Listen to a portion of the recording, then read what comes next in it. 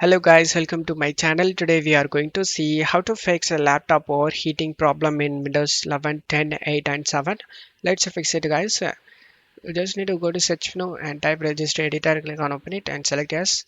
Check my video description for this registry path. Just copy and paste it and press enter.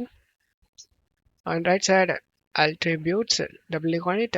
Set this value data to 2 and click on OK and just close stuff here and restart your PC. After restarting your PC, go to search menu and type control panel, click on open it.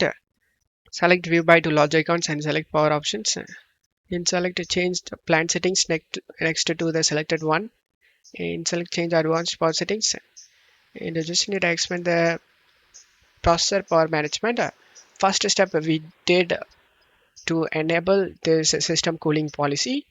Minimum processor state set this to 90 and maximum processor state set to 90 and system cooling set to active and select apply and OK for such changes and your laptop or heating problem should be fixed.